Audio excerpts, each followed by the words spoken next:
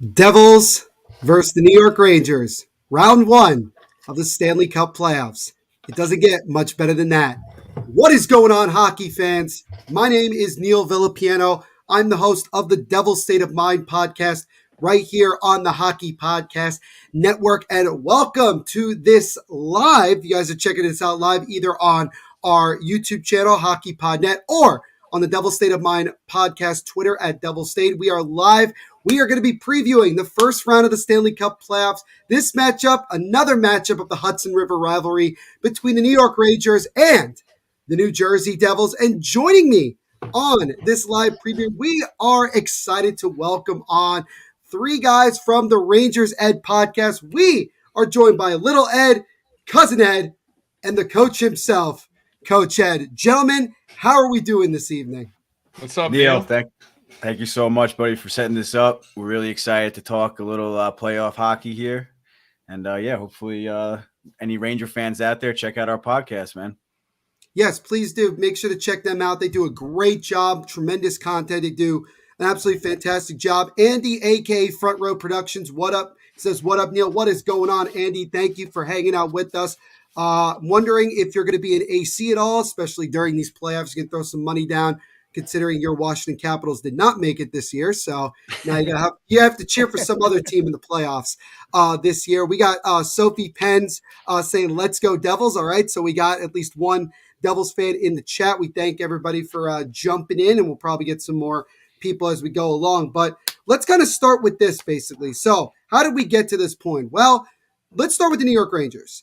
The Rangers came in after last season, going all the way to the conference finals and falling just short to the Tampa Bay Lightning. They come into this year with very high expectations. They got off to a pretty solid start, and then they made two massive trades at the deadline, first acquiring Vladimir Tarasenko from the St. Louis Blues, and then pulling off arguably the biggest and I'd say, honestly, easiest trade of the entire deadline, acquiring Patrick Kane from the Chicago Blackhawks for very little. And now the New York Rangers go into the first round against their hated rivals in the New Jersey Devils. And how did the Devils get here? Well, nobody expected the Devils to not only, I think most people would say that they didn't expect the Devils to make the playoffs and certainly would not have the type of season that they did this year.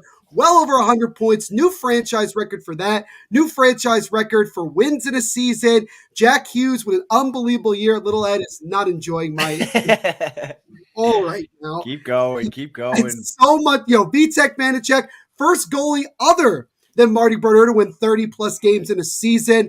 Really strong defensive core, and just Lindy Ruff went from Devils fans cheering fire Lindy to Devils fans cheering sorry Lindy in a matter of days. A crazy 13-game winning streak. All of that just comes together for the Devils to finish third overall in the NHL, third overall in the Eastern Conference, and will play, as I mentioned, the aforementioned New York Rangers in round number one. So let's kick things off with asking you guys one by one. Doesn't matter who goes first. Just overall, what are your thoughts of how the Rangers did throughout the regular season? Little Ed, you start. Okay. I think obviously the biggest thing that happened in the season is my boy Trouba right here behind me. Shout out to Oscar Pro Stitch Hockey for the beautiful jerseys behind me and Coach Ed. But yeah, I think the turning point obviously was the big helmet throw. Things looked a little dark in the beginning of the season. Did not look like the Rangers were gonna come out hot like we expected them to after the long playoff run last year. And things looked a little ugly. And then they obviously turned it around big and had probably one of the highest winning percentages since that point in the entire league. And obviously finished where they finished at third. Came up short a little bit in the Metro, but it was a very tight race up until the end. Yeah. I mean, I think, after last year reaching the Eastern Conference Finals, that was unexpected. I kind of feel like the Rangers last year were in a position that the Devils are in this year. Kind of ahead of schedule on most analysts' perspectives. Everyone could see the Devils are heading in this direction. It's a little early for most people, I think, to expect this. And they were able to surprise a couple teams with, got lucky with some injuries with Crosby and some goaltending injuries and made a deep run got some experience for the kids. So I think going into this season, you never want to take a step back, right? So the plan was always to take another step, and there really isn't much more for the Rangers to take other than a finals appearance and a Stanley Cup championship. You can't go much further than the Eastern Conference Finals, right? So I think it, like Little Ed said, it was a little disappointing earlier in the year. And we talked about it on our show, how the Rangers are kind of going through the motions, waiting for this time of year. So I fully expect, this team to take another step in intensity now that we're in the playoffs. So I think it's going to be a different team pretty much. I mean, look, the Rangers they have a lot of flaws that fans, can point out when it comes to, physicality and grit, but we do have, guys like Trouba and Gaudreau, who are going to step up that intensity level in the playoffs. And I don't know if the Devils will be able to match it, but we'll see. Coach, what are your thoughts? I mean, I'm pretty sure I did predict the Devils would make the playoffs this year, but we'd have to get Joe. You're the only one. No, it was people talked about it, but my big take on the whole thing. I mean, you could go up and down about the season.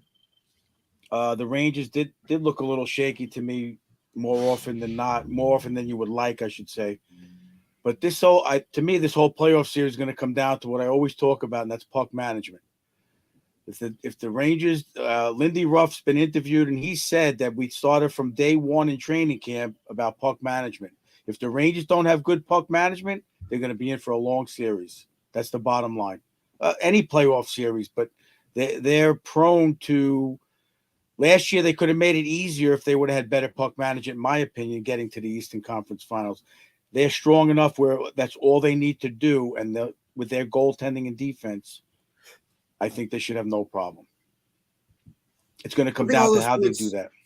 Yeah, I think all those points are very valid. And I mean, obviously now, just like with any team that's in the playoffs, now whatever happened in the regular season doesn't matter. Now it's about, you need 16 wins to obviously win the Stanley Cup. We actually have a bunch of comments that are already flooding in. So again, thank you to everybody who's coming in. As I mentioned before, Sophie is here. Jeff Nelson says, "What's good, Neil and crew? Love all your perspective on the postseason. Appreciate it."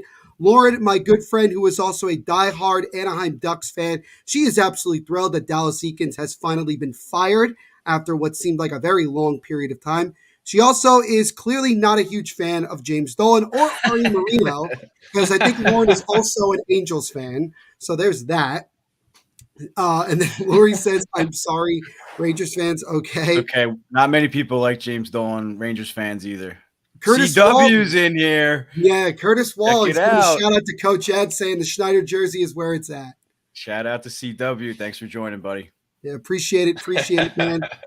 Sophie Nice. also asks Coach Ed a very, very interesting question. Do you have a Boston accent? It's got to be Oh, a sarcastic question, I would imagine. Potentially. You never know. You never know. But that's By the way, definitely- Neil, I think I asked you the question. You were one of the ones that saying Lindy Ruff wouldn't be back next year. This is true. I do remember that. Are you going to ask me that question again now that we're at this point in the season? Coach I'm a likes to fan bring of his. up. He likes to bring up. Well, Did you I'm ever a watch fan of Colin his. Coward? I'm a fan of his, and you guys, everybody's got to. He's the 5th winningest coach in NHL history. No, I understand that, but you gotta look at where the Devils were for 2 years when Lindy, before this year, and it was understandable that most Devils fans were not exactly keen on Lindy Ruff going into this year, and especially after the 0-2 start to the season. But look how tough it is to teach a 0-2. I know. What are you, Yankees fans? 0-2. Let's fire the coach. He is a Yankees fan. Oh my God. But you have to understand. It's one of my pet peeves. I don't understand how a hockey player can get to the NHL level and not be able to play the game, let's call it defensively. And to teach these young kids, which the Devils had a lot before they got Dougie Hamilton and before they got Meyer and before they got Tatar. Yeah. To teach those kids to play that way is very difficult. A lot of teams are going through it, the Rangers included, for the last 3 years. It's a process, and you got to trust it. And he finally got people to buy in. It's a tough thing to do. And we talked about it, earlier this season before the season started. Jack Hughes was the biggest defender of Lindy Ruff after last season and said he wanted him. here. He wanted him to stay. And I think Jack was kind of the first guy that really bought in to what Lindy was really trying to put down. And I think then that was a trickle effect, like you mentioned, Coach, just the rest of the team buying in. I think now at this point, everybody's bought in. Everybody understands the system that Lindy Ruff wants to play. And the Devils throughout the season have really taken that and taken it in stride, which is certainly an important reason as to why the Devils are in the position that they're in. My good buddy Jacob is in the chat, who's also the biggest Golden Knights fan I know. He says Rangers in 6. That's his prediction. So there's that. He also says it doesn't matter because he's going to go with Vegas versus Boston or Hurricanes. You got to pick one or the other, Jacob. You can't do 2 Eastern Conference teams. The Cup, no matter who we play, he believes Vegas is going to win the Cup. So that's a very unbiased opinion from Jacob. He also believes the Lakers are winning the championship this year. So you can understand where he's coming from. Well, anyway, we're not on a basketball podcast here. We are not on a basketball. Sure. Curtis also says, pretty sure my favorite quote of the podcast was Cousin Ed saying how he couldn't wait to see Jack Hughes in the playoffs and get leveled. It was like in February. That was little Ed, I think. It's probably all of us, to be honest. Yeah, and that's good. Once again, gonna be my boy Trouba. Get off the tracks. Oh God. I think after the last Devils Rangers matchup, I really hate Jacob Trouba. I didn't hate him until the last matchup, and now I'm like, okay, now I see why nobody likes the most recent game. Is that the most recent game? Correct. What happened? You got to go. I think it was one of those skirmishes behind the net in Devil's zone, and I think he grabbed somebody from behind and kind of dragged them down for literally no reason, and I had an issue with that, and I guess I also had an issue with the fact that nobody really stood up to Trouba in that moment, and that was pretty much that. So that was playoff preview. That's probably what you're going to see once the series actually gets underway, and I think that's going to be a big sticking point. I think that the biggest sticking point is the physicality, because you have a Rangers team who's been there. You have a Rangers team that's in some degrees very big, plays physical. There's no question about it. Plays the typical playoff hockey against the Devils team that is very skilled, very fast. That's really what. If you've listened to anybody talk about this team being interviewed, coaches. The common denominator is speed. That this team is fast, and that's kind of the thing that stands out. And the Devils, throughout the regular season, have had a lot of success using that speed. You also have that month of December where they really struggled, especially against bigger competition, like when they played the Islanders, like when they played the Florida Panthers. They really struggled against teams that were big, physical, and also had very, very solid goaltending. And that's what the Rangers have going into this first round matchup. So. It's certainly going to be it's a really good challenge for this Devils team in their first, at least in this era, their first playoff series for most of this team, most of these young guys. It's a really, really good stepping stone to see how they match up. Because again, while the Devils had a lot of success in the regular season against the Rangers 3-0-1, the reality is that there is, everything kind of gets put aside, like I mentioned before, about once the playoffs start, none of that matters. It's all about what happens when, the series gets underway and how things go about. And I don't know about you guys, but I think every game, no matter where it's played, it's going to be loud. It's going to be raucous. It's going to be, and these two teams don't like each other. I think they've proven that. I think we are getting to that point where these two teams clearly don't like each other. I think they recognize how big this rivalry is, in the Hudson River rivalry. And I think it's going to be a show. I think it really is going to be the most exciting matchup of the first round of the playoffs. I agree with that, definitely. Yeah, looking down the rest of the matchups in the East, I think it's kind of not easy to predict, but this one's going to definitely be the most back and forth, in my opinion. What are you going to say, Coach? Well, I think Tampa-Toronto, too. It's unfortunate that both of those series are on the same night. I wish Tampa-Toronto was alternate with the Rangers, because that's one I really want to watch. But, I was going to say, Neil, you bring up the regular season. Yes, I keep hearing that from Devils fans. I think in 94, Coach, remind me, because I was like 8, but the Rangers were 6-0 against the Devils in 94 during the regular season or something like that, right? And then the Rangers were a very good team that year. I don't remember the exact every game. I don't have. They were undefeated in 94 against the Devils. Yeah, I think they were 6-0. They were 6-0 against the Devils. And then, it takes a Marc Messier guarantee and a hat trick in Game 6 to survive, and double overtime in Game 7 means nothing. I don't care about the regular season at all. It's an entirely different game. Playoff hockey is just completely different than regular season. So I just throw that out the door. The only thing that it does is it gives the coaching staffs, the ability to adjust and to plan, right? So they face the Devils. The Devils have faced the Rangers. Both coaching staffs are going to understand the strengths and weaknesses of the opponent, and you're going to see a different game. It's going to be different. You don't think that the Rangers coaching staff knows the Devils game is predicated on speed and transition? Of course they know that, right? So like Coach is saying, it's going to come down to puck management. They're going to play a different style to counteract that Devil speed. And if they don't, it's going to be a short series. I mean, that's the reality. So, yeah. I think our buddy CW hit the comment that he just. Can you bring that up again? Yeah, I'll bring it up again. Here you go.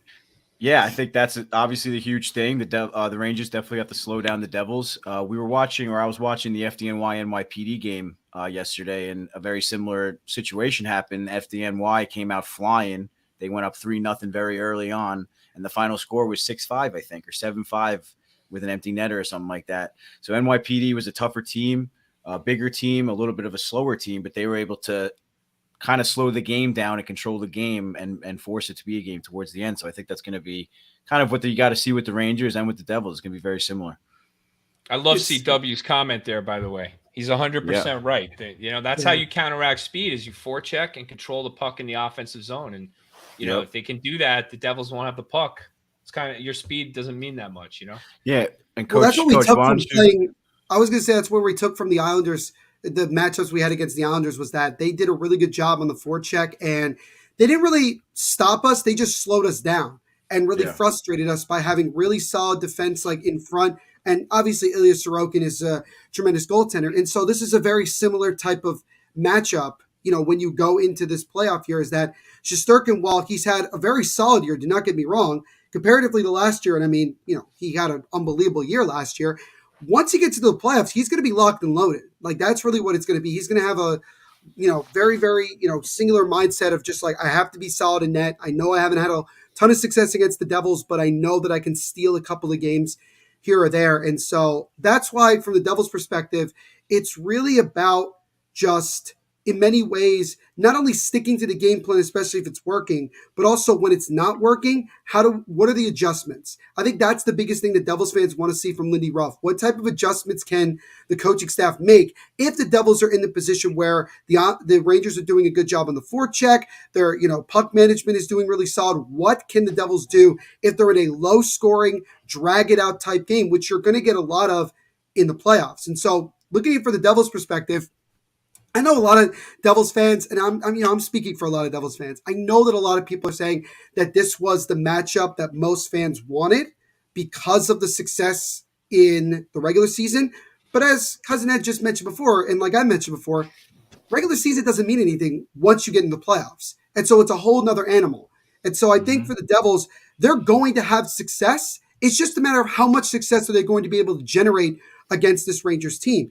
Does experience become as big of a factor as people are talking about? That's going to be a question for me, because people will say that experience is the most important thing, and I understand that. But also you have situations where you have upsets in the first round, and it's usually a team that doesn't have as much playoff experience. People are looking at the Colorado-Seattle series in the first round and saying Seattle could easily upset Colorado, despite Colorado being the defending Cup champs, just based off of puck luck and obviously taking advantage of the opportunities when you're given, because you're only going to be given so many opportunities in a game and in a series that you have to take advantage of. And if you don't, it's going to make you pay. So I think that's really kind of one of the things. And I will say this from the Devils' perspective. The Devils are going into the playoffs with house money. Nobody expected them. A lot of people didn't expect them to get to the playoffs. And a lot of people certainly didn't expect them to be as high up as they are in the standings and, how much success they had this year. And so I don't think the Devils are looking at it like cup or bust. It's very weird that people are putting the Devils as a cup contender when just last year they got the second overall pick in the draft. But the Devils are kind of going into it with a lot of optimism. The only thing that Devils fans will say is that if they won this series and then got knocked out in the second round, they would be happy. Because I think the last thing the Devils fans want to do is go through several months of hearing Rangers fans bragging about beating us in the playoffs. But it's it's a challenge for the Devils. It's an absolutely phenomenal challenge, one that I'm very, very excited for, because I think this is going to be a really awesome series between these two teams.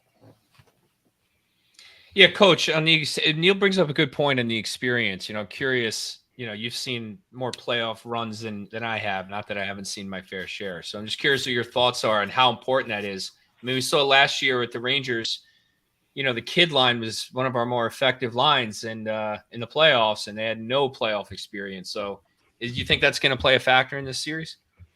Well, the playoff experience isn't just for the one. Let's not just say that the kid line excel, because like Neil was just saying, they're going into the playoffs with house money.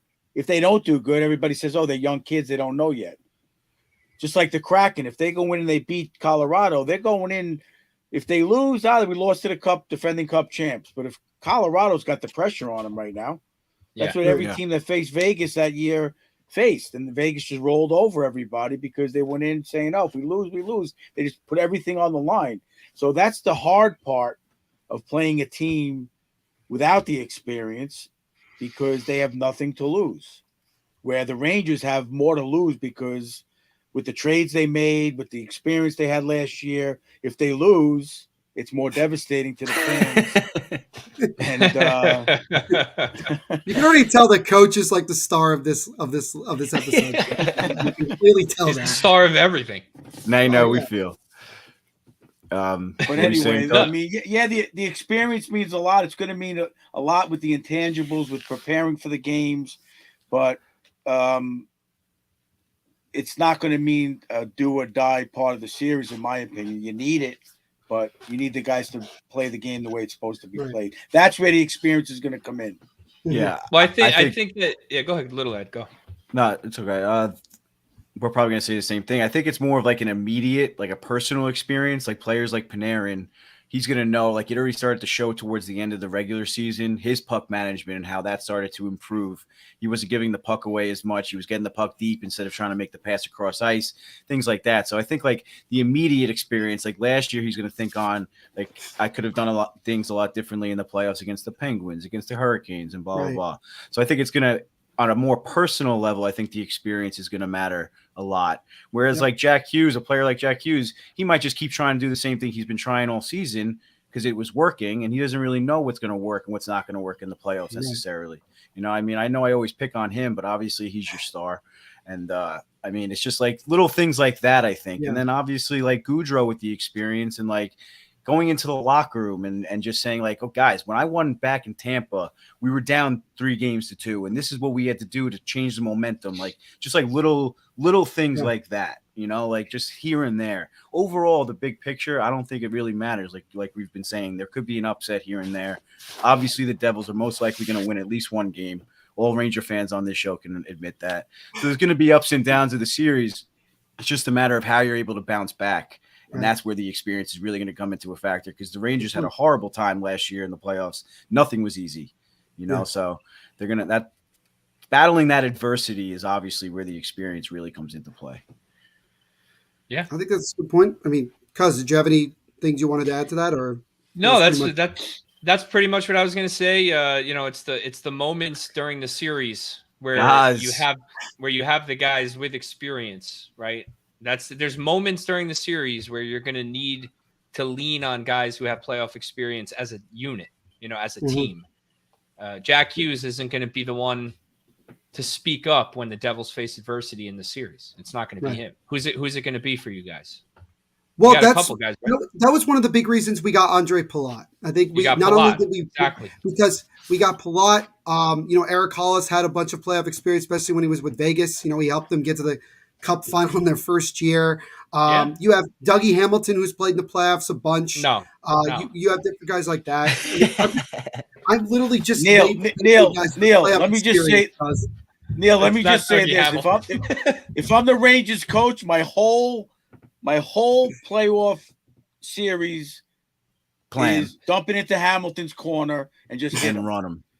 That's it. Take 2 minutes. I don't give a crap. Just take 2 minutes, and every time he touches the puck after that, he's going to like a hot potato. Nah, we're not trying to hurt anybody, but yeah, what coach is I'm not referring saying to hurt is that, him. I'm saying yeah, hit him. no, I know, but what coach is referring to is that when he was against the Capitals, remember when Ovechkin went in to hit Right. him on the forecheck and he literally jumped out of the way and got out of the way. I think Ovechkin got the puck and the Capitals scored. It was a big goal in the series. So that's what coach is referring to when they were playing when he was on Carolina. Yeah. So yeah, I mean, I think that's going to obviously be a big factor, and that's what CW said: get pucks behind them and forecheck, and I think one thing I was going to say, one thing to keep an eye on, especially in game one, look at the first 2 minutes of the game and just see how both teams react. Just first 2 minutes, because I think that's going to be a really kind of the first sign of how the series is going to go. You know, if the Rangers are coming out being, very physical right away, then it's like, okay, this is what it's going to be. And at the end of the day, from the Devils' perspective, Lindy Ruff can only say so much. It's all about for these players, they have to go into it and experience it. And the pressure for them is that the series starts at home. It's going to be at the Rock. It's going to be with a raucous crowd. There's going to be that pressure, especially starting the series off in New Jersey. And there's a lot of expectations. All of a sudden, this team has a ton of expectations, more than they had when the season began. And it's going to be about, how does this team face adversity? How do they face a challenge like this? They got somewhat of an experience of that when they played Boston a week and change ago and only lost 2-1. And a lot of us came away from that saying the Devils didn't play their best game. And they were right there with Boston, arguably the best team in the NHL. So, and that's a little bit of experience. And I will even argue to say the closest experience the Devils got in terms of facing the Rangers this year for the playoffs was the last game of the regular season between these two teams when it was 2-1. It was a very, very, back and forth type game. Both teams had some really good chances. It was a low scoring game. The Devils definitely at times are not the best when it comes to low scoring games, but they have to find a way to win these games. And the biggest question is going to be Vitek Vanacek. I don't think there's any other. I think that's the guy other than Jack Hughes you're going to look at a lot and say, how is he going to perform? Because in the short time that Vitek has been in the playoffs, hasn't done very well. And this is obviously, a new team for him. This has been a phenomenal year for him. He's played more games than he's played in his entire career, in terms of a season. And now he gets the chance to, help lead a Devils team into what they hope to be a long playoff run. And I think that if Vitek can continue to play in the form that he's been playing of late in his last 5-6 starts, then he's going to give the Devils a really good chance to steal a game or two, and especially on the road, and it's going to be really important. Seawall wanted to ask me this question. He said, how do you see the Devils countering the deep bench on the Rangers? Rangers' third line is almost a 1A line. The third line is the kid line, correct? Is that what he's referring to? What'd you say? Is the third line the kid line? Is that what he's referring to? Most likely that's what he's referring to, yeah. Just wanted to make sure. Well, here's the thing. For people who have not watched the Devils a lot throughout the year, the Devils also have a lot of depth. Timo Meyer's been playing on the third line because he's had that much success on the third line. So he's had a lot of favorable matchups playing with Eric Halla and Jesper Boquist. And then we have a pretty solid physical fourth line of guys like Nate Bastian, Miles Wood. We acquired Curtis Lazar at the trade deadline. Big body guys and guys that are going to be what we hope to be tempo setters. Guys that are going to send a message early on. I wouldn't be shocked if Lindy put them out there to start the game just to kind of get that level of anxiousness out of the way, because clearly the Devils in particular are going to be anxious when the game starts. Right away, they're going to be anxious, and I think having that line like that, both teams are, but I think the Devils a little bit more because, like we mentioned, haven't been in the playoffs in 5 years. So this is a whole new territory for them. But I think the Devils can counteract that. They've had success before. They did a good job in the last game with the kid line, although the kid line in the third period definitely kind of woke up and probably created the best of the chances for the Rangers in that third period. But I think the Devils can match that depth with the depth that they have. And I think another thing is going to be this.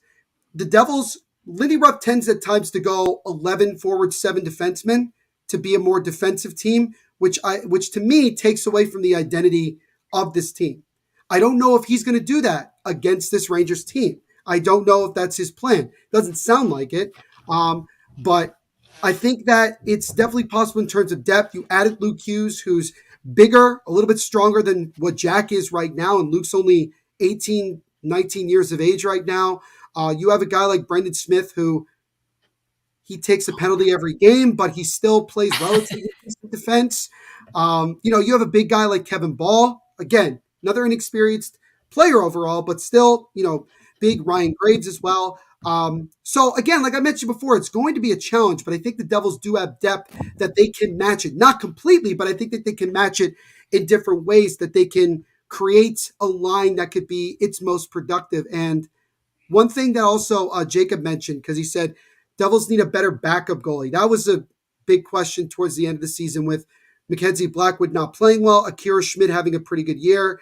Lindy Ruff said yesterday at practice that the Devils are going to go with 3 goaltenders on the roster to start the playoffs. So, you're hoping that you don't have to go to your backup at some point, but in most playoff years, you kind of tend to do that at least once, because of different circumstances. So that's going to be a big question mark. Vitek's going to be one of the top 2 biggest question marks. And look, I can't really answer a whole lot because, again, experience does play a factor, and it's just going to be about this Devils team has to learn. And whether they win the series or not, it's going to be a learning experience for them moving forward. And it's going to be, can they withstand a 7-game series with this Rangers team? And I think the Devils have proven to me that they can beat just about anybody that they want to. People have asked me, how far can this Devils team go? And I've said it verbatim. They could go as far as they want to go. If they firmly believe that they can go all the way to the Cup final, then they can do that because they have generated a lot of success. That's the way I look at it. But it starts with game 1 on Tuesday at home against the Rangers. And you got to set a good tempo right away. You got to send a message right away that you're here, you're ready to go, and you're ready for this battle because it's going to be a battle. Yeah, I think, Coach, you talked about dumping it into Dougie Hamilton's corner and going to hit him, right? And Neil, you make good arguments for the Devils. Listening to you, I got to say, you really do. Like, I start to believe stressing me out a little bit. Saying a little bit. Yeah, I'm like, you know what? Like, the Devils are a powerhouse. I'm sitting here like, oh my God. But then I stop for a second and I just think, who do they got on the right side? Right? 'Cause I've been seeing a lot of these posts and, do the Devils have the best right side D in the league? Damon Severson, John Marino, and Dougie Hamilton. I'm not going to defend Damon Severson. I keep seeing these posts. No, but yeah, I'm just saying. Don't bring up Damon Severson, please. Please don't. All I can think back to is last year. Number one, the Dougie Hamilton play that Coach was referring to in Little. You're going to talk about John Marino also, last year in the first round. Number 2, John Marino. Yep. First shift for Alexis Lafreniere against Pittsburgh. Puck goes into John Marino's corner, and Lafreniere hits the glass. I don't even remember if he hit him or not, but he hit the glass so hard right next to Marino. The guard, it was shaking. The arena was shaking, and the crowd was in. The Rangers need to pummel the Devils' defense because it's just not. I'm sorry. Like, who's your big defenseman as far as physicality? Ryan Graves, I think it would be the biggest. It's gonna be Ryan Graves. It's gonna be Graves, and then like secondary, but not like close wise, is gonna be like Jonas Siegel. But that's 2 guys on the left side, like you mentioned. And I think so we got to get them early. You were talking about on the right side. What a lot of people are saying, and I'm not defending it in any way, but what I've seen is that they're talking about it just from the offensive perspective. And again, I'll take Fox, Trouba, and Schneider over those 3 any day. Just saying. I think most people would. Just and this is coming from a guy who covers the Devils for a living. So. I gotta call it like it is. But yeah, I mean, there's definitely some really good mismatches in this series. Like there's just things that are like there are just really good storylines as well. I think that's kind of what hockey fans in general want. They want good storyline. And I'm sure the NHL over the last 2 weeks was stressing out about where the Devils and Rangers really going to play in the first round because there was uncertainty about it. There was uncertainty, especially because Carolina decided to make things interesting at the end of the season in terms of who was going to win the division. They really limped into the playoffs, if I'm going to call it like it is. They really limped in. So that'll be something to understand. But like I said before, I'm just very much looking forward to the challenge. That's kind of the big thing to me. Like people have said to me, how confident are you going into the series? I said several times, I'm cautiously optimistic because I respect the Rangers a lot. I respect their talent.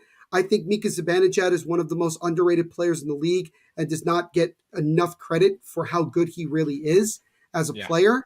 I think Chris Kreider, as much as he might be not the nicest person to people, is a hell of a player. I don't think there's any question about that.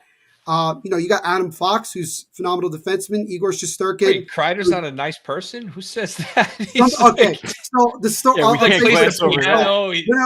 I will tell you a very good story. And this was young guys on the team. This was a couple years ago. But my friend, who's a Rangers fan, she was like waiting for like the players, and like she asked Chris Kreider for like an autograph, and he like completely like blew her off and just kept walking down the tunnel.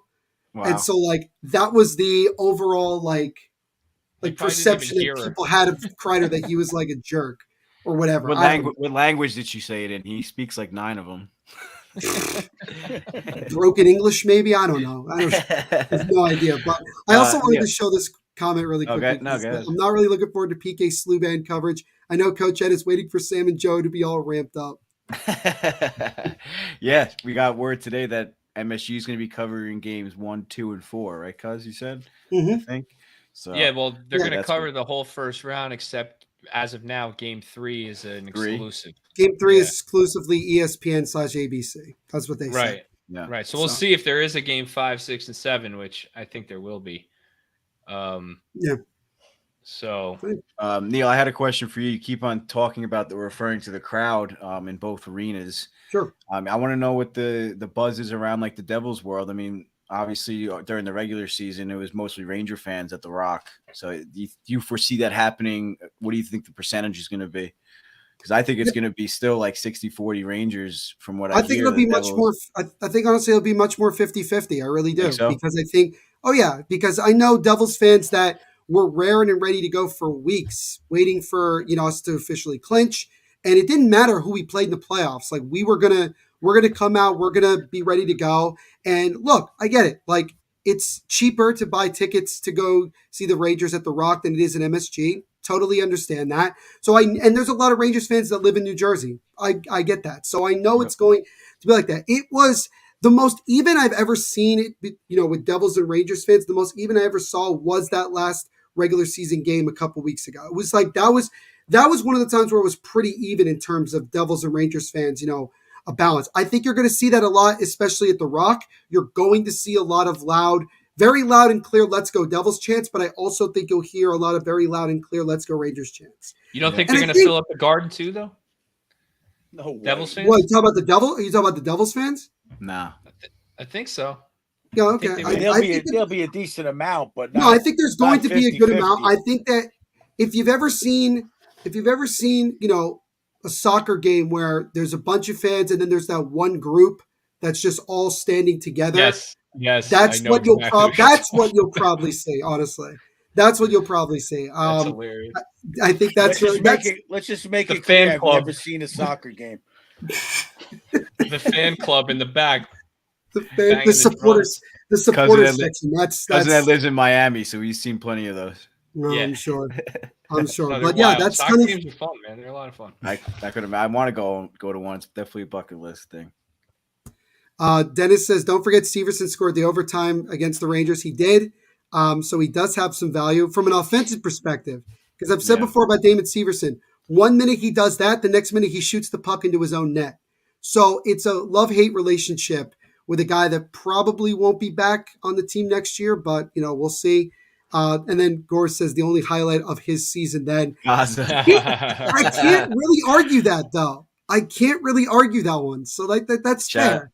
Neil, shout out to Gaza. He's watching from England, Birmingham. England. Appreciate it. Wow, it is really late for you, my friend. Well, thank you so much for hanging out with us. Ian's Insight says, let's go Devils. So we do have at least some Devils fans, because I feel like it was mostly just Rangers fans tonight. Jeez, I was like, I'm getting no support tonight. Gaza says Rangers in 6. That's You'll get my prediction soon, Gaza. Right. We will get to the prediction soon. The real decision maker. Do the Devils have a good national anthem singer? Yes, we do. Her name is Arlette. Okay, Seawalt, you want to go down that route. All right. Well, her name is Arlette, and she is phenomenal. So my advice to you, if you get a chance, if they show it on TV, listen to Arlette. She's dynamite. I understand the Rangers have a very, very good anthem singer. Do not get me wrong. But the Devils also have that too. So just, That's it. Little inside joke, Neil. Coach had said that in the beginning of this, last season, right? That the Rangers. No, he said that in the beginning of our podcast. It was like episode 3. Oh yeah. That the He Rangers said- needed to solidify their national anthem singer. So now it's been a joke with our fans since then.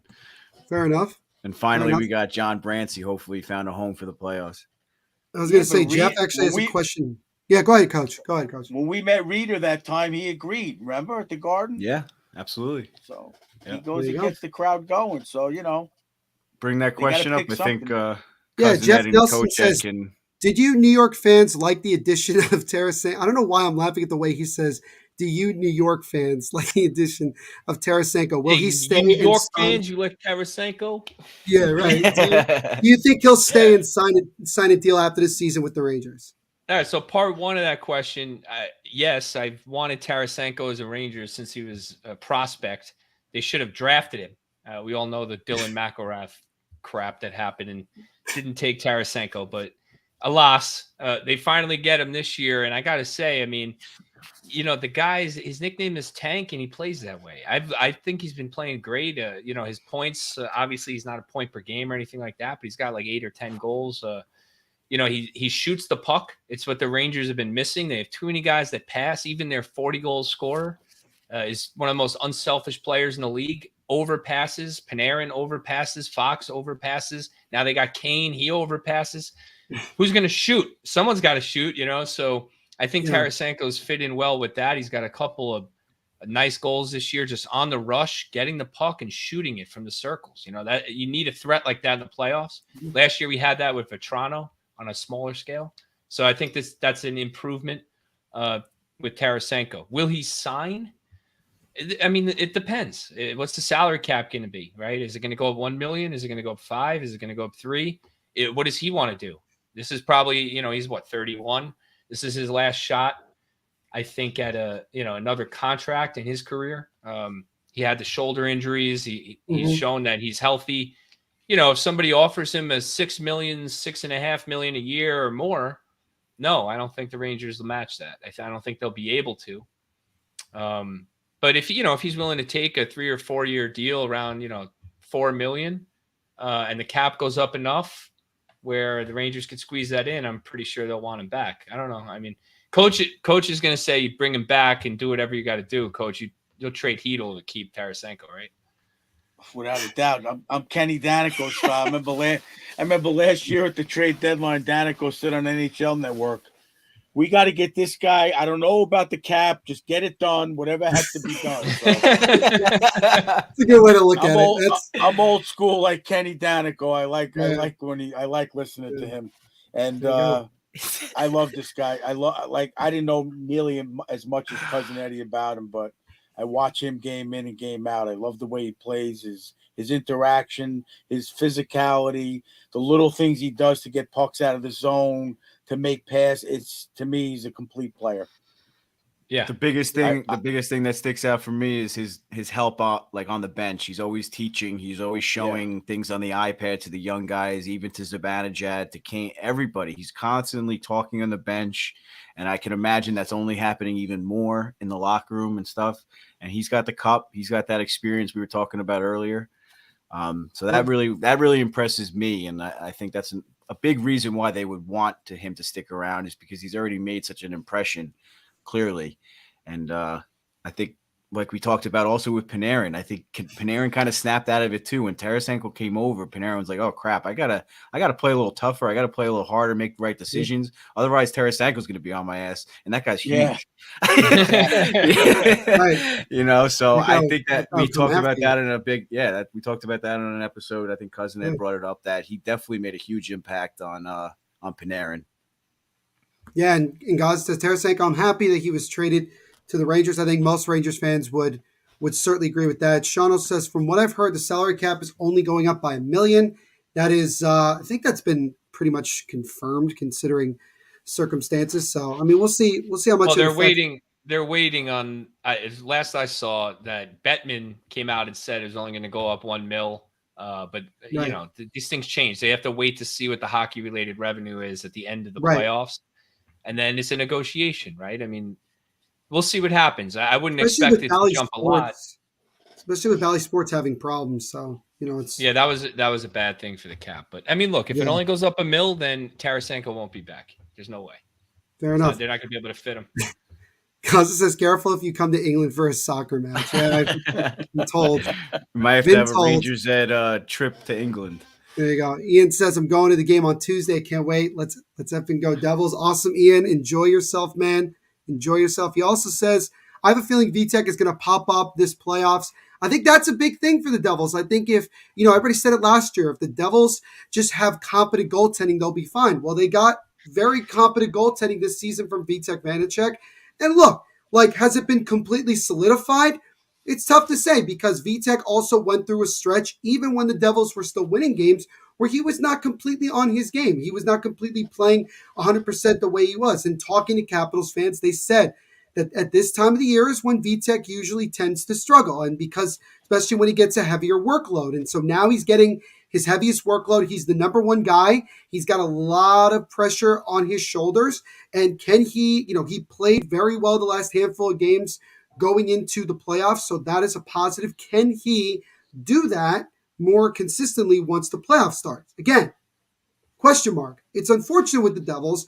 There's just a lot of question marks that are going to be answered over the next 2 weeks or so of these, with this playoff series against the Rangers. This whole series will be the way to answer a lot of those questions. Dennis says that the VTech, because VTech likes to talk in third person, is on a mission. I really don't understand why he likes to talk in third person. He actually does that? Well, he said one time, he was interviewed and he said, I'm very happy for the VTech because he played well. And I'm like, okay. Oh, man. Goalies are weird. Whack, dude. I was like, okay, we have a character on this team. But I mean, look, you as a Devils fan, I mean, you guys, I'm seeing the comments here, and there's a lot of love for Vitek Vanacek, and I get it. The Devils have been searching for a goalie for a long time, and he had a very I know you were shaking your head before, cuz, by the way. I'm just not a huge believer in Vitek Vanacek. It has nothing to do with him being a Devil. I mean, you just look at his numbers, and you can't just look at raw numbers for goaltenders, right? He's got the win, he's got the save percent. I look at goals saved above expected. That's the number one stat I look at when I look at a goaltender. And the reason is that because you have to level out all the playing field and see, okay, how many goals is this goalie actually saving over an average, NHL goaltender? And Vanacek had a pretty good year, 14th in the NHL per evolving hockey, 13.28 goals saved above expected. Igor Shesterkin, who everyone's saying had an off year, 27.84 goals saved above expected, almost double, more than double of what Vanacek had. So I think that's an off year comparatively to last year. He had an all-time season last year. That's what I'm saying. He almost had a 940 save. Yeah. Well, I'm just saying, if you look at Vitek versus Igor, that is a huge check mark in the Rangers column. That doesn't mean that's how it's going to play out. Vitek, we know how goalies are in play. Vitek could go off, and Igor could drop a dud, and it's a quick series, right? But I think going in, that is the one area where I'm like, we got that. Goaltending is in our corner, right, Little Ed? I mean, you'd agree with that. Yeah, you can't argue those numbers that you brought up, and you can't argue. I mean, Igor struggled last year in the playoffs also. I mean, Ranger fans, thinking back, the Penguins fans were chanting his name in Pittsburgh. It was getting real ugly to us. We thought that they were going to have to bring in Georgie as a backup or whatever. It started to get real ugly. We were wondering what the hell happened to him after the Vezina season. And then all of a sudden he bounced back and he was right back to where he was. So, yeah, he could just throw up a dud. The pressure could get to him too. I mean, these guys are humans. But, I mean, the important thing is I think we have the confidence that he is going to bounce back no matter what happens. And no matter what, I don't think the series is going to end just because he throws up one bad game. What do we got here? Can we all agree, my good buddy Danelle, can we all agree that all three teams in the New York metropolitan area made the playoffs, Rangers, Devils, Islanders, since 06-07? I mean, no, as a Devils fan, I'm happy. I mean, sure. But Dennis says, is Luke definitely playing? I'll answer the first part of the question. It is 50-50. It all depends. He's going to be with the team. That doesn't mean he's going to play. It all depends on the situation. That's the way that Lindy Ruff has put it. And then he says, is Akira the backup for Vitek Vanacek? Again, Lindy Ruff said they were going 3 goaltenders. My opinion, he's probably the backup. because Blackwood has really struggled this entire year, struggled the last 2 years, honestly. And I think that the Devils play better when Akira's in net. He was a big reason that we came back in the last game of the regular season against Washington. We were down 4-1 when he came in. He stopped all 20 shots that he faced, and we won the game in overtime. I mean, that's a big difference. You got to go with him as a backup. I agree. Right, exactly. That's the way that we look at it. And then Kim Palat shows signs of life. This is the reason. This time of the year is why the Devils signed Palat, based off of what he's done over the last couple of years. And these three gentlemen right here know exactly what I'm talking about because they experienced it last year. That is why they signed Palat for this moment, not the regular season, but for now. And we'll see. This is the hope is that he does. Scores big goals, Palat. He just has a knack for that 1-1 game, 10 minutes left in the third, and he gets some garbage goal, and it's annoying. I think Devils fans will be happy with him in the playoffs for sure. Gaza said, I forgot to say, Neil, that I have Monday off as I had booked the day off from work, and I was watching the Elite League hockey playoffs from England on my TV. Very cool. Very cool awesome, indeed. Guys. And to watch our show. Dude, Sean is a Predators fan, and he goes, Saros casually leading all goalies in GSAA. Yeah, but they're not in the playoffs. I think it's Sorokin, actually. Saros is right there, though. I'm not sure. I got to double check that. Fair enough. But yeah, Saros is a stud, man. He's a stud. Yeah. We'll see what happens with him in the offseason. There's a lot of question marks. Not with him per se, but just is he going to stay in Nashville after this season? So we'll hey, maybe you can trade Vitek Vanacek for him. Yeah, I'm not doing that. No, I'm not doing that. But we're kind of coming up on the hour here. And again, thank you all so much for jumping on, interacting. This has been so much fun. And to kind of wrap this up, I think it's only fitting that it's time for our official predictions. And so, with that being said, Coach, I want you to go first. Give me your prediction. What? Who's winning the series? That's it. Yeah, and how many games? And also, who's your X factor? I'm going to say Rangers in 6. And who's your X factor? Yep, I second that. Coach Ed and I should be at Game 6, so I think it's going to be the clinching game when we're at the Garden. Okay. Coach, your X factor. He asked you. Oh, that. What's my X factor? My X factor is. Who's your X factor? I think you skipped there, Neil. I think we lost you for a second. Oh, okay. I'm sorry. No, you're good. The X factor, I'm going to say Tarasenko is going to have a big series. I'm going with my boy Tarasenko. Nice. Little Ed, what about you? Pick 6 too? What'd you say?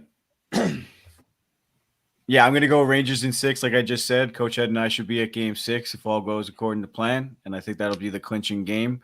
And I think the X factor is going to be Showtime. I think it took him a while to get settled in where he wants to be, and I think his time's really going to shine. That's pretty funny. I've never emotionally recovered. Yeah, I think he's really going to come out in the playoffs. I think this is his time, and like I said, we haven't seen the Patrick Kane that is Patrick Kane in the past. I mean, 3 cups, got the pedigree, and he's going to step up huge, I think. For all the hoops you jumped through, you didn't give up much. The hoops? Okay. What, the 3rd round pick we had to give up? Yeah, you jumped through a lot of hoops for that 3rd round pick. No, we did jump through hoops. He's right. Playing with 4 defensemen, we did a lot of stuff on. Yeah, he's right. We played short, like 5 games. Fair enough. And the Islanders almost caught up to us. It was a little scary for a week or so. It was. It was all according to plan, though. Well, I'm gonna say Rangers in 7. Wow. Because nothing ever is easy with this team. And I just think it's going to be a back and forth series. It's going to be 1-0, 2-1, 3-2, Game 7. So that's what I think. And I think my X factor, I'm torn between 2, but I'm gonna go with the kid line. I think the enthusiasm of that line. These are 3 first-round picks, 2 top 2 picks. Guys that have been, people around the league who don't watch the Rangers have been crapping on these guys as underperformers. They don't understand the context of their usage, and they just don't understand it. But they got a ton of enthusiasm. All 3 of them are playing with a ton of confidence. And I just think that is the one line the Rangers have that will forecheck the opponent into submission. And I think other than the 4th line, but they can do it with skill. So I think that the puck control, and when the momentum and the Devils are pushing the play, and then you put that line out there, it's going to be a huge issue. So I love Gaza. I think we can all agree on this. Yeah. All agree on this I think the kid line is the X factor. Neil, go ahead, pick the Devils now, and then tell us your X factor. Well, like I said before, I'm cautiously optimistic. I respect the Rangers a lot.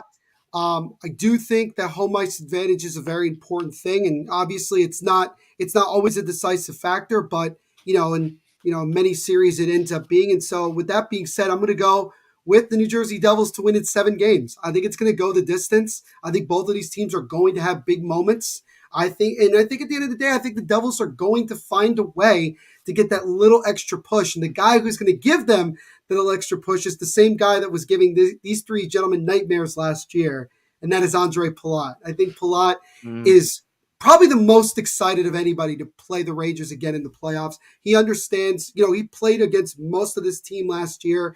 He understands what the Lightning had to go through, especially in adversity. I mean, they looked like, in the third period of Game 3 last year in the conference final, they looked dead in the water. It looked like it was a wrap.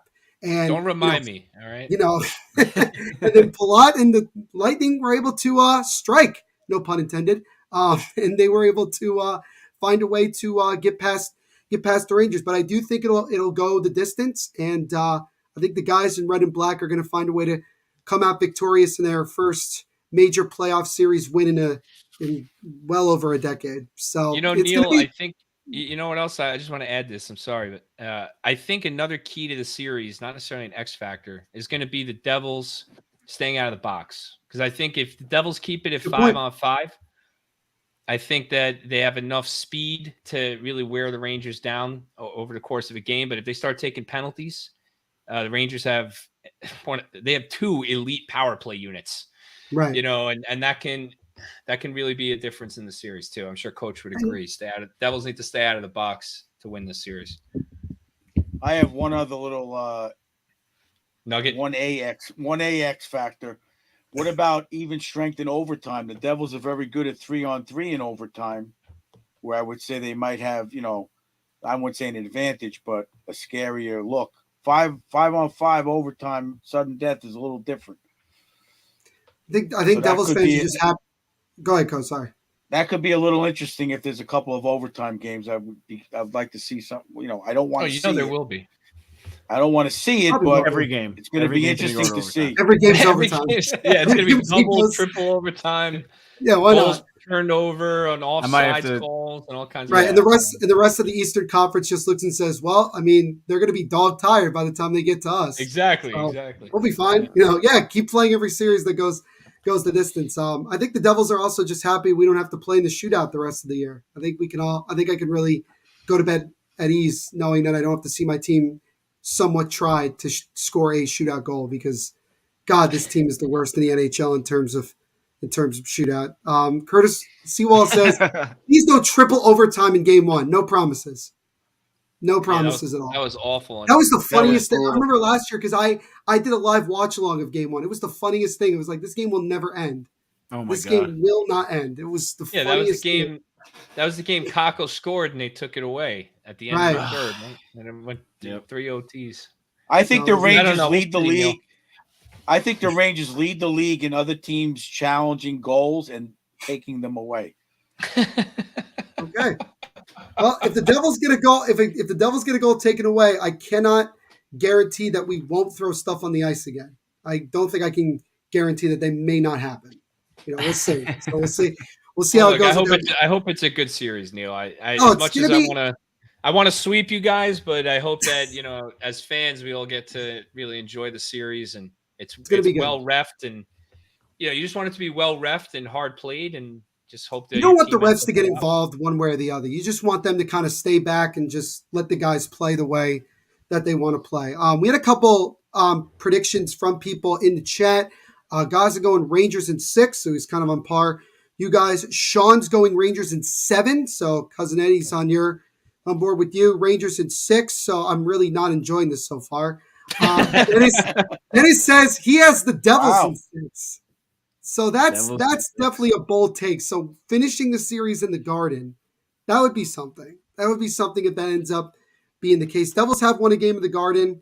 I think the But Devils are still, the favorites. I don't think that's that bold to say I Devils mean, and 6. it doesn't feel like it to a lot of Devils fans, but just from the predictions, I could see why people would pick the Devils over the Rangers. But again, it's going to be, to me, it's a coin flip. I still think that this, if I think that this series could very well be a coin flip, just because of Yeah, I agree.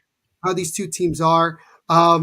Gaza says Devils are going down. Okay, thank you. I'm a big fan of Gaza. I'm really big fan of Gaza's pretty funny. Gaza's great. Seawall says, Neil, good podcast today, man. Are y'all going to do this format during the series? We might do some other stuff as the series goes on. We definitely, I think we'll do something when we kind of recap the series, however it goes, and kind of give our thoughts. I'm going to be live again here on the Hockey Podcast Network YouTube channel for every Devils game in the playoffs. So that includes obviously every game of this first round series. It'll be mostly me, but I'll have people come on. If any of these three gentlemen want to come on for a period or so, they're more than welcome to jump on. It'll be a lot of fun. Go subscribe to the channel right here at Hockey Podnet. Also, do me a favor and go like and subscribe to the Rangers Ed podcast as well. Both wherever you can listen to the podcast as well as on YouTube also. But gentlemen, before we wrap it up, any closing thoughts? I don't know, Neil. Like Cousin Ed said, I was going into this podcast a lot more confident than I am coming out after listening to you. But I'm good. I'm good. I'm good at. You do your job very well in your future. There you go. You bring a lot of energy, and I think I've said on our past podcast, it's impossible to be mad at you with that always smiling over there. So we're gonna have a lot of fun. I think it really irks Coach Ed. I think my smile really irks. If you played for Coach Ed, he'd be like, Neil, what are you smiling about? You're not supposed to be having fun. Yeah, no. He would definitely give me grief. There's no question. Yeah. I'm just thankful, like between you and Sean with the Islanders podcast, it's just great that you guys have a good attitude, and it's nice to be involved with you guys. Yeah, absolutely. Cuz? Yeah, no, I mean, look, I like to talk smack with Devils fans. I feel like growing up, it was for me, growing up in Long Island, it was mostly the Devils fans that I was talking. I didn't have the Islanders like Coach Ed did. The Islanders always kind of sucked, but. So I just really hate the Devils. I really do. I really want to sweep you guys, but it's nice to be able to sit down and have like an actual conversation. I know I try to poke at you a little bit throughout the pod, but I got a lot of respect for the Devils this year. Got a good squad. Yeah. You got a really fast team of puck hounds, a good young team. So we'll see. We'll see how it goes. I'm hoping presence. That's one of my roller hockey buddies yelling, "That's my captain." What's up, Patty? Cap. I appreciate it. We got some good people in here. Yeah, thank you everyone for coming in. Sorry, cuz you could finish your thought. No, I was just kind of just pontificating, so I'm done. Pontificating, but it's just I just hope it's a good series and the Rangers come out on top, and we'll see. We'll recap it. I don't know if you want me to join you live for these games. You have to ask my wife. I'm not really a fun person to be around during the game.